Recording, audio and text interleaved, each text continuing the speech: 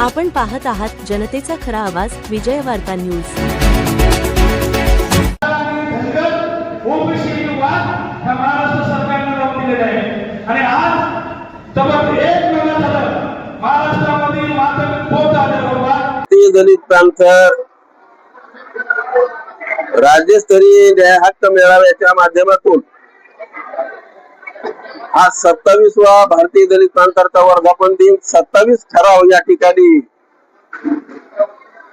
सन्माननीय महाराष्ट्राचे उपाध्यक्ष उदगीर नगर परिषदेचे नगरसेवक यांना त्याचं वाचन केलं आणि 27 ठराव या ठिकाणी पारित झालेले आहे आणि 27 ठराव प्रत्येक महाराष्ट्रातल्या जिल्ह्यामध्ये जिल्हाधिकारी यांच्याकडे या निवेदनाद्वारे आम्ही निवेदन करून त्या जिल्हा अधिकाऱ्यांना ज्या काही त्यामधील मागण्या आहेत त्या 27 मागण्या प्रत्येक जिल्हाधिकाऱ्याने प्रत्येक जिल्ह्याच्या या राज्यातील त्या खऱ्या अर्थानं त्यांच्या माध्यमातून सोडवाव्यात किंवा शासन प्रशासनाला त्या कळवाव्यात। त्या माध्यमातून मागच्या वर्षामध्ये 26व्या वर्धापन दिनाच्या निमित्तानं 26 ठराव आम्ही पारित केले होते। काही ठराव त्या ठिकाणी मंजूर करण्यात आलेले आहेत, ते वगळून हे 27 ठराव 27व्या वर्धापन दिनाच्या निमित्तानं आम्ही या ठिकाणी सातत्यानं आम्ही मांडणी करत आहोत। त्याच्या मागण्या यामध्ये घेण्यात आलेल्या आहेत। वास्तविक पाहता हे राज्यातलं जे सरकार आहे, हे जे सरकार आहे हे जातीवादी सरकार आहे। या अगोदर 75 वर्षाच्या सरकारनं या राज्यामध्ये आणि देशामध्ये सत्ता भोगली, परंतु त्या काळामध्ये मागासवर्गीय समाजावर कधी अन्याय अत्याचार झाले नाही आणि झाले तरी ते मिटवण्याचा प्रयत्न त्यांनी केला। परंतु जातीवादी सरकार आल्यापासून सातत्यानं अन्याय अत्याचार मागासवर्गीयावरती होत आहेत। याचा खऱ्या अर्थानं आजच्या दिनी मी धिक्कार करतो। खरं म्हणजे आपल्याला माहित असेल की दररोज शहरामध्ये 1-2 खून होत आहेत, परंतु प्रशासन करती जी काही या ठिकाणी राज्यकर्ती जी लोक आहेत, प्रशासन करती जी मंडळी आहे ती दुर्लक्ष करत आहे आणि त्यामुळं जास्तच अन्याय अत्याचार वाढलेला आहे। या अन्याय अत्याचार कुठेतरी दूर झाला पाहिजे, त्या माध्यमातून भारतीय दलित प्रांत हे सामाजिक संघटन काम करत आहे। खऱ्या अर्थानं या राज्यामध्ये आजपर्यंत भारतीय दलित प्रांतानं इतिहास नोंद केलेला आहे की ज्या महापुरुषाच्या नावासाठी सतत 17 वर्ष लढा दिला।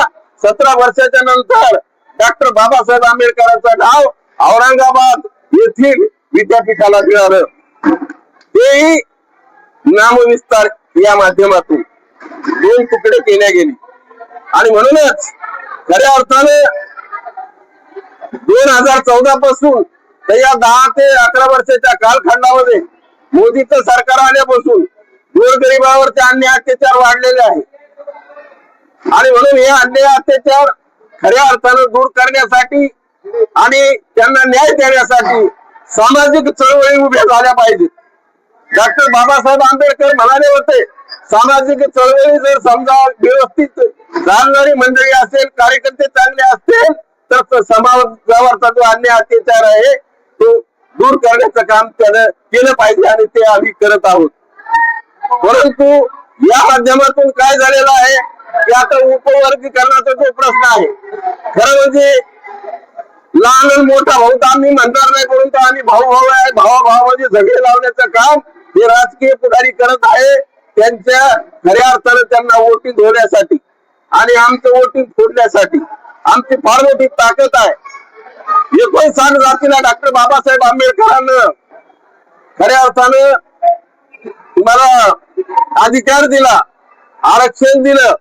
त्या आरक्षणाच्या माध्यमातून नगरसेवक होऊ शकतो, सभापती होऊ शकतो, आमदार होऊ शकतो, खासदार होऊ शकतो आणि कार्यक्रमाला न येणाऱ्या पळून जाणाऱ्या आमदारांसारखे आणि या ठिकाणी मंत्री देखील होऊ शकते। परंतु या वोटीमुळे आणि तो अधिकार डॉक्टर बाबासाहेब आंबेडकरांना या 59 जातीला आम्हाला दिला आणि आमच्या जातीमध्ये आमची एकी फोडण्याचं काम हे खऱ्या अर्थानं हे गद्दार सरकार करत आहे, याचा मी धिक्कार करतो.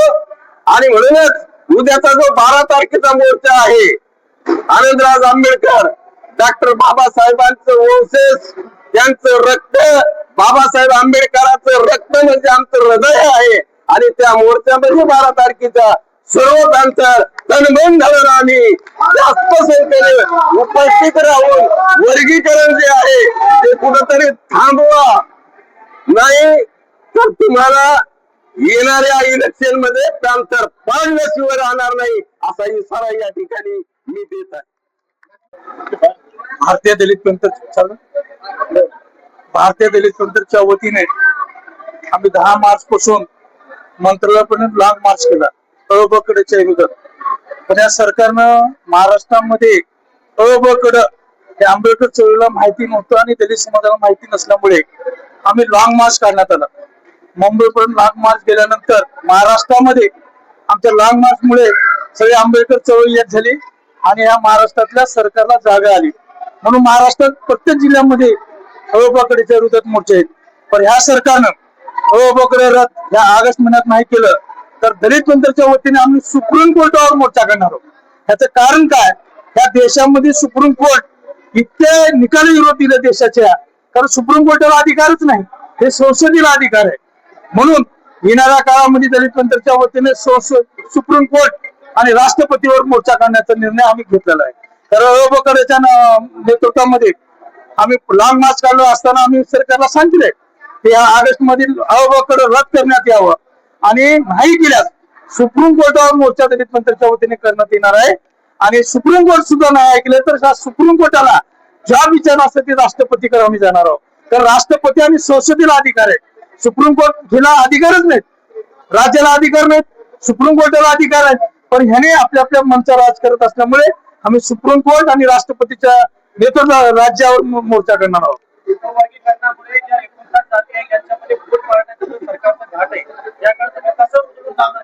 नाही, एकच जात विरोधात गेलेली आहे, बाकी सगळे 58 जाती आमच्या सोबत आहेत.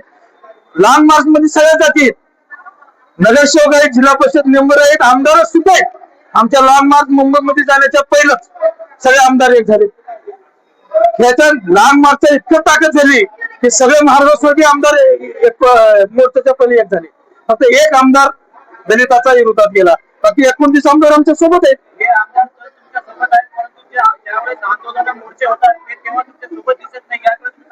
आमदारचं काम विधानसभेमध्ये आहे आणि विधानसभेमध्ये मुख्यमंत्र्याला जबाब विचारतात आणि 29 आमदार मुख्यमंत्री हो, उपमुख्यमंत्री हो, सगळ्या राज्यातले आमदार मुख्यमंत्र्याला लेखी लेटर काढून त्यांनी अबकडला विरोध केलेले आहे. मग ते आमदार आपलेच आहेत, फक्त एक आमदार सोडला आणि 58 जाती एका जागी फक्त एक जात विरोधात गेली, ती सुद्धा या 4-5 दिवसात आमच्या सोबत येतील. काल बघतील असं मातंग समाजाचे सगळे लोक पुण्याच्या मोर्चात होते आमच्या.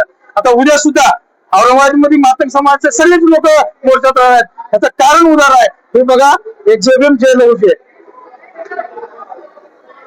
ही 1995 ला मी जेबीएम जे लहुजी आणले.